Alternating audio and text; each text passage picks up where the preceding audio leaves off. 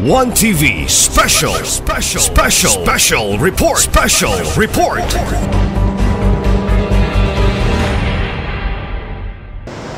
Variety of kush marijuana.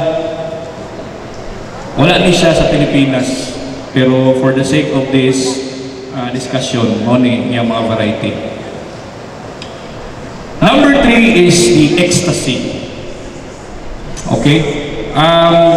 Dili mabalaga kay wala ni exist sa mismo. No? Why? Because this is very expensive. Isa ka tablitas ani I think dili mo ubos og 6,000. Okay. It is a synthetic drug that alters mood and perception. Chemically similar to both stimulant and hallucinogen. So combination siya. Hallucinogen and stimulant. Familiar mo ni Christine Dacera? Katong stewardess nga guwapa nga namatay i-rape. Muna yung dali siya ha. Ecstasy. Why? Because kasagara sa mong data, ang luoy kayo ng victim sa ecstasy is babae. Why? Ano, ipagwapo lang nila ang pag-explain, pero feelings of increased energy, pleasure, emotional warmth. Pero sa ato lang inamban pag-istorya, ang isa sa effect niya sa babae is mo increase ang orgasm, mamaniakis.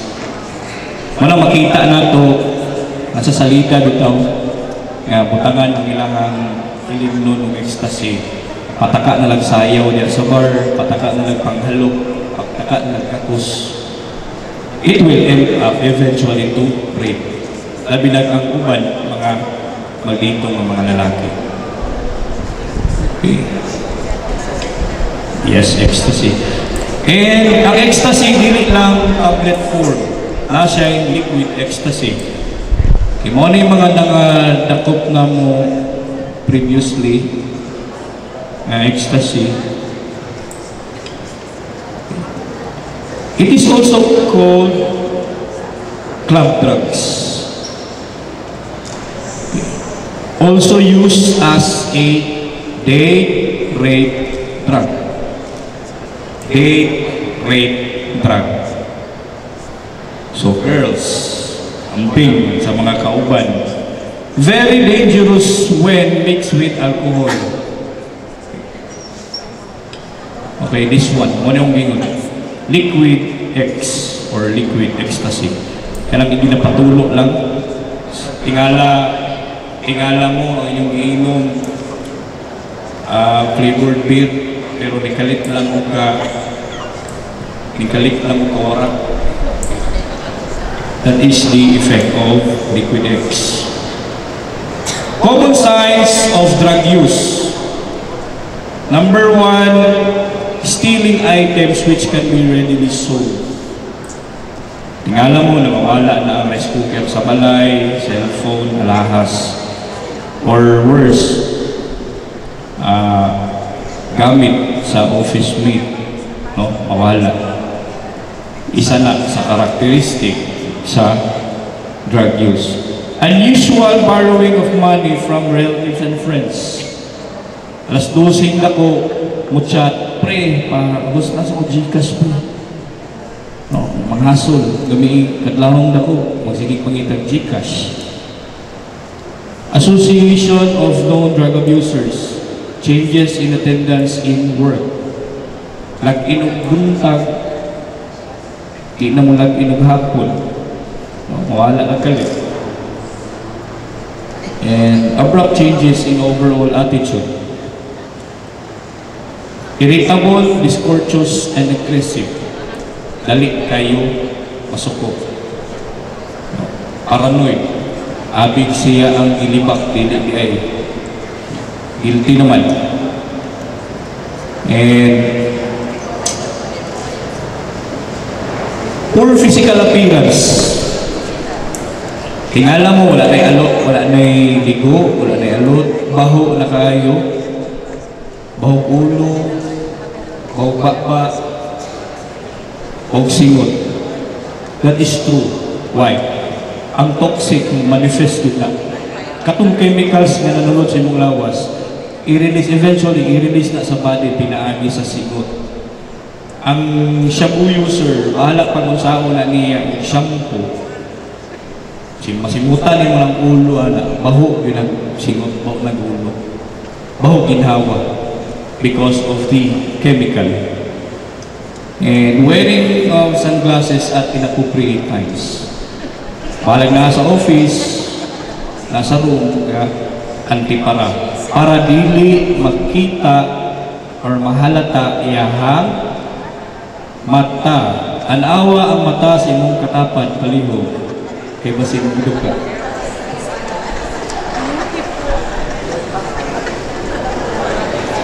And unusual effort to cover arms to hide needle marks.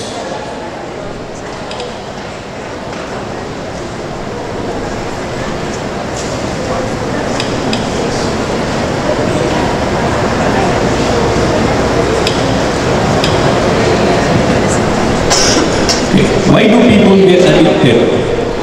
Are you familiar with dopamine?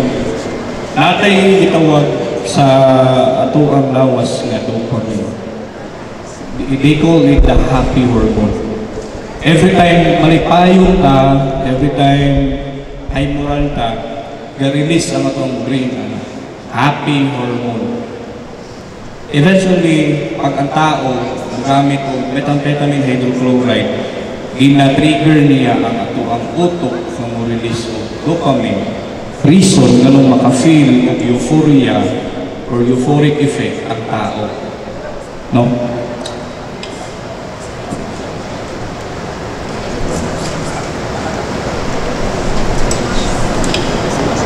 Why do drug addicts commit crime?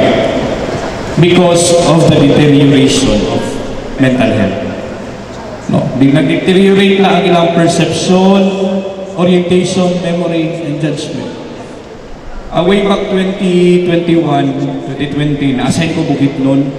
Na-case dito nga, I think sa San Fernando, Bukidnon.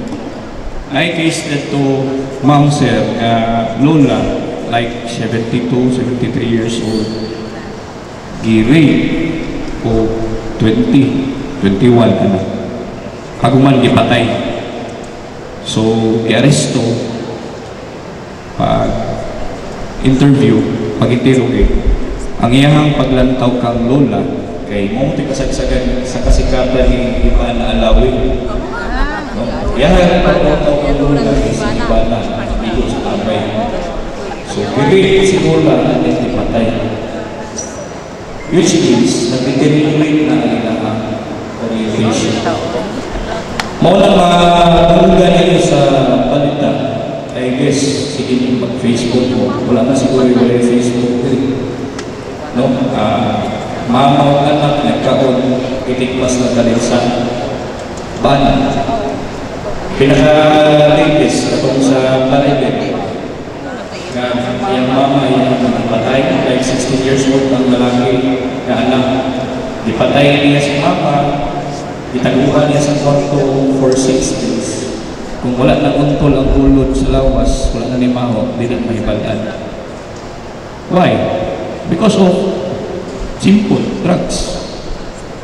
Nag-deteriorate na ang iyahang perception, orientation, memory, judgment. No.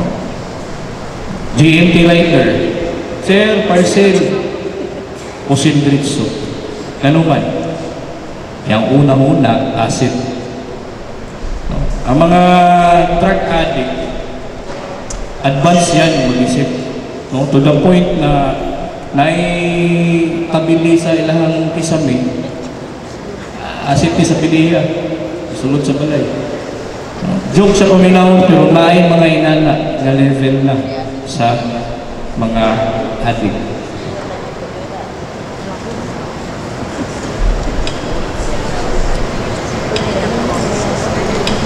And why should we avoid dangerous drugs? Number one, because it is illegal, it is prohibited by the anti-drug law, the RA 9165. Number two, it damages your brain. Atong mga gipang naagian na ito kanina ka slides. Three, it destroys behavior and it destroys family. Kami sa amuang mga operation, walay lisking 5 seconds nga gwapo. Puros bati. Maghilak ang asawa, ang anak maghilak, kapyot si Munti. Sir, ayaw na pa akong papa, ayaw na pa akong mama. Wala mo tayo mabuhat kay nakalapas man sa balaod. So, basically, it will destroy a family. And if family will destroy, ma-destroy ang atuang community and atuang society. And last but not the least, it is against the will of God. Kung natay balaod sa yuta, nabutay balaod sa langit. Your life, your choice, think now before it's too late. Kung papiliun ta mo sa tulo, please, ayaw mo pamili. Kaya wala may mapilian. And I guess that ends my topic. I hope na may nakuha sa kumay. And it will be continue with my colleague, Agent CJ.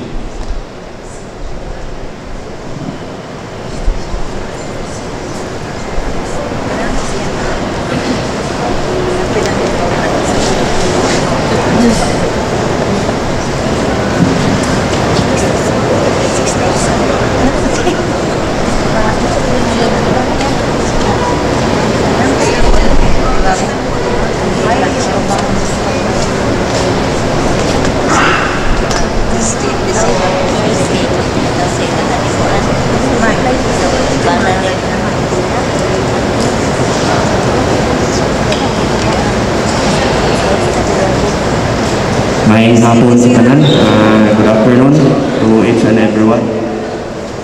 Before anything else, so akong pagtahod sa atong Honorable Municipal Mayor, Ma'am Estela Ubot Estanyo, Ma'am. Maayong hapon, Mayor. O sa tanan na membro sa Municipal Council, sa atong mga konsehal, sa atong ABC President, Lorenzo Sintillas, sir.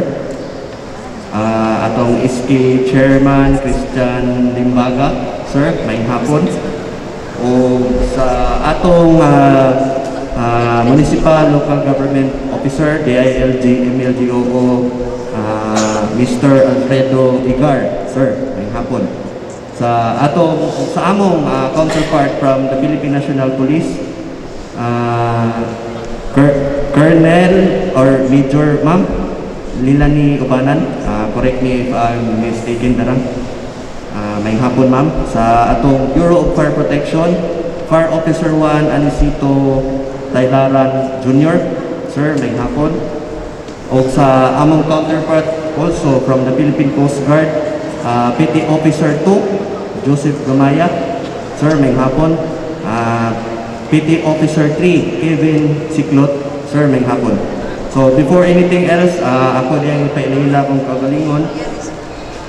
Ako si Agent Christopher John S. Orsirada.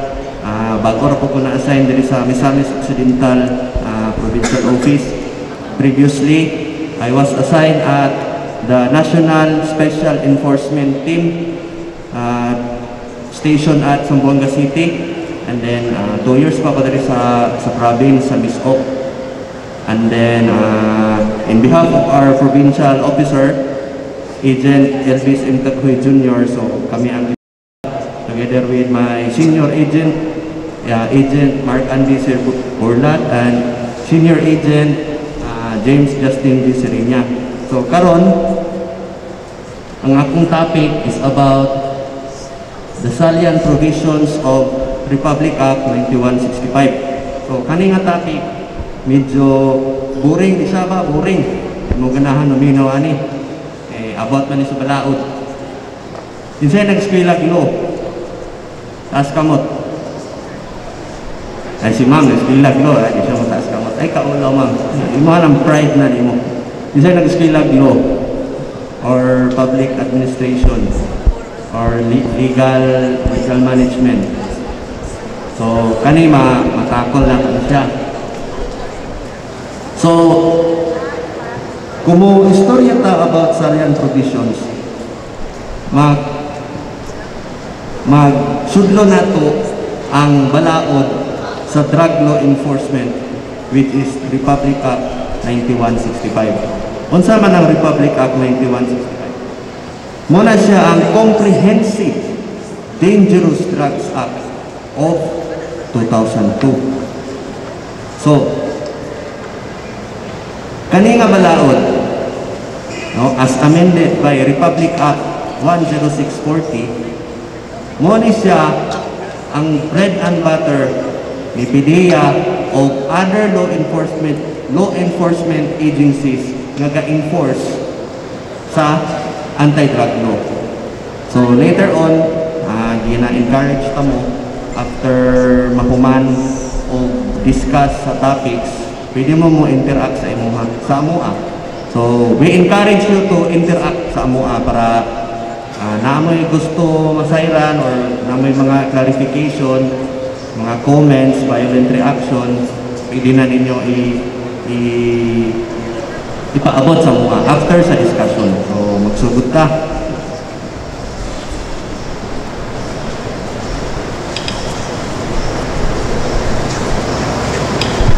Who are penalized by the anti-drug law? By the way, akong pangihungaon nga ang akong discussion, ako nang isagol, multilingual ang nakuha, na English, na Tagalog, na Bisaya para masabtan ko ninyo.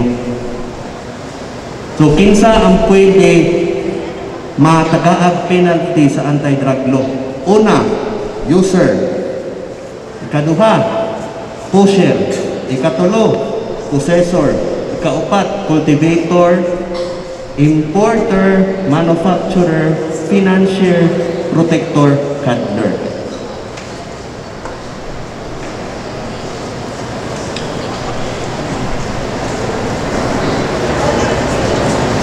Section 5. Sincerita. So, Section 5. Unsa nang Section 5, sir? Section 5 is the act of sale, trading, administration, dispensation, delivery, distribution, and transportation. Akong i-explain ang pagpamaligya. Kung mayroon kag na maligya ka, tanan ba sa imong gibaligya na ay bayad? Tanan na ay bayad, kwarta? Tanan? Kung na kay gibaligya, posible ba tanan imong gibaligya ang bayad sa imong kwarta? So, walay mo tubag. Sige, nani. Kung ang shabu gipauli ang cellphone, baligya ang tawag ka na? Baligya, very good. Wala ko ganahan. Mo interact ang audience. Ikibalo ko, boring kini nga topic. Ay hara ni siya mahimong exciting kung naatay pamilya, ginikanan, amigo, nadakpan, nana, o nang mubasa na bitaw ta sa inquest resolution, o nga, mo ni, nahitabo, nadakpan si Juan, inani, nana. So, karon pa lang, dapat na may background sa balaod. No? Kaya in kaso, o di ba ko palayo, inyong mga kaigsuunan o kaparintihan, mga silingan nga nagmarites sa inyo o ang mga silingan ninyo nga mangdulaay, at least aware mo. So Section 5, sale ang pagbaligya. Trading, mula na nang nakay paulian. Unsa pa man uban butang nga pwede paulian? In one case, anti-drug operation sa Cagayan de Oro. Siya, aside sa pagpamaligya, gapasuyok siya sa iyang kagulingong fly, dili siya madawat og kwarta. Yahang gusto, bayad, lawas. So, is there a direct proportion sa prostitution o drug trafficking? Naa ba? Naa. Naay uban players nga gapanyuhot sa illegal nga droga dili mudawat og kwarta. Uban dawaton is favor. Favor, sexual favor, any kind of favor. Trading na siya. Administration. Unsa man ang administration, sir? Sa usa ka balay sa yukanan, ikaw ang gagunit sa drug paraphernalia. Ikaw ang silbidura. Ikaw ang tig-serve. Administration na. Dispensation. Ikaw ang na-dispense. No? Nagtabang kag tad-tad. Dispensation. Distribution. Distribution. Si pusher A, yahang isugo si pusher B, nga ihatod ni B sa gawas. Without knowing nga ang mupalit, allowed ba may mupalit? Allowed. Pero wala makibaloon sa pakapin kung mupalit may. Very good. Allowed mo mupalit through a warrantless arrest with pakapin nga pusas. Oh. So, example, pusher A, ihatag niya ang term nga ginagamit sa drug trade daghan. No, it could be item, it could be butang, it could be sinaw, it could be snowbear, it could be kamok, it could be bukas. Oh, suguon niya si pusher B, ihatod sa na dito B, kaya na mabalit. Oh, ihatod ni pusher B. Oh, din gidawat ko ni pusher B ang kwarta, ihatod niya kang pusher A. So, transportation. Another example, ikaw ug ang imong barkada amigo kay mo. Wala ka kahibalo, imong isa ka barkada involved sa pagpanyuhot og illegal na droga. Mas unsa nga droga? Shabu, marijuana, ecstasy. Ang common sa to ang AOR karon is shabu. Although naay marijuana, pero rare kayong instances nga naay marijuana nga confiscation, mostly shabu. So, ang imong motor, ihulaman sa imong amigo, sa imong barkada, without knowing na ikaw tag-iya, wala siya nananghid nimo, insa bagoy pusher, mananghid nga, hulaman ako imong motor, kay akong dadko ni 5 kasako dito sa Usamis. Daw kay nadakpan man sa checkpoint, transportation. Makuha ang motor o ibalik sa tag-iya. That is the discretion of the prosecutor. As I have said, kami sa law enforcement, igo rami ga-enforce sa law. Ang deciding factor is the prosecutor sa pag-file sa case o si judge pag-abot sa court. So penalty, kung basahon ninyo ang penalty, self-explanatory na kayo na. Life imprisonment to death. Nabatay death penalty? Natay death penalty karon wala? Wala. So swerte kaayo ang mga drug traffickers sa Pilipinas kay walay death penalty. No? Pro-life bata? Pro-life. So walay death penalty. Naay multa 500,000 to 10 million fine for dangerous drugs. Barato ra kaayo. Kana siya nga penalty mo na ang nakastipulate sa balaod. No, Republic Act 9165. Pag ibalo pa mo, kasi nakadungog na nga word, kasi nakadungog na sa word nga jurisprudence. Aman to si Ma'am, nung nag-study of law. Kisay kay balo sa definition sa jurisprudence. Wala na kibalo. Si jurisprudence will form part of the law. So ang penalty nga naka-stipulate sa Republic Act 9165, dili na siya ang by the book, matuman, tungod kay ang akusado pwede man mag-motion. Muna'y gitawag motion to bail. Manghangyo. No? Inanay yung balaod sa Pilipinas. Guys, the law is always in favor of the accused. That's the reality.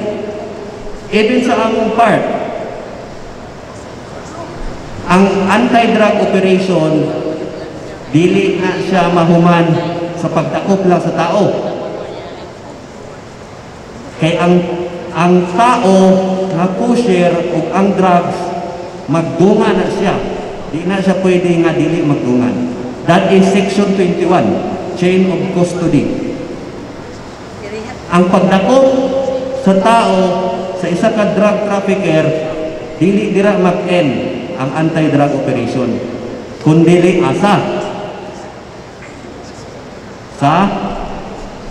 asa mahuman ang anti-drug operation?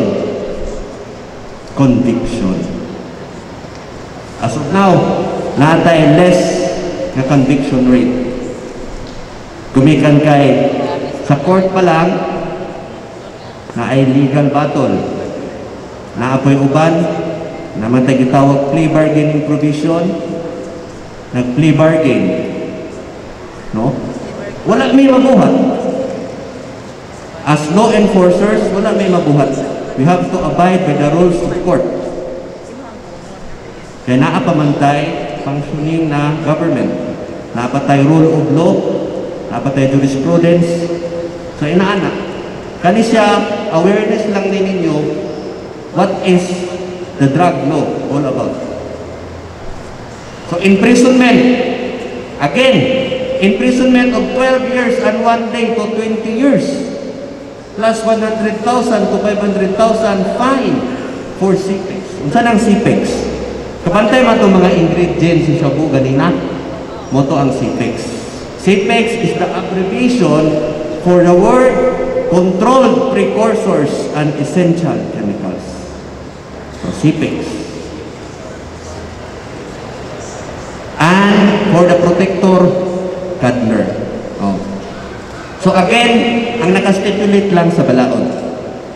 Walay labot, lisod kayo, questionon mo ang wisdom ni judge. Judge is judge. No? Mahirap mag-judge kung hindi ikaw judge. Kailan mo sa judge dire? Wala, di sa judge dire. O, ilailahon ninyo ang honorable judge. Kaya kamo madowol sa judge kung gitakop inyong pamilya. Ilak-ilak din mo. Ilailahon ninyo.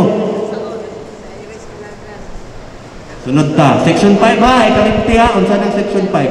Section 5. Sophisticated ng Section 5. Pwede ba Section 5, sir, na dili ako ang ginawat sa korta? Pwede ba na?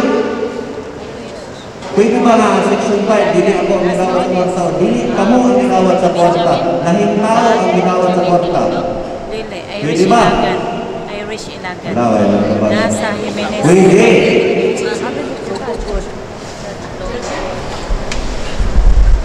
Kadayon ta.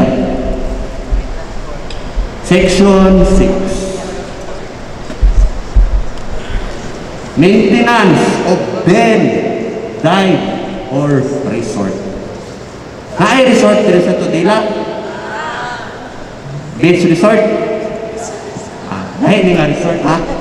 Resort, by definition, kani siya, pasabot ani nga resort, that implies resort. Resort siya ka for happy-happy, nga naay presence of dangerous drugs, drug paraphernalia, na. So, Section 6, maintenance of den, dive, or resort. Kung balay pasugalan, sa'yo tao ka na. Gambling din.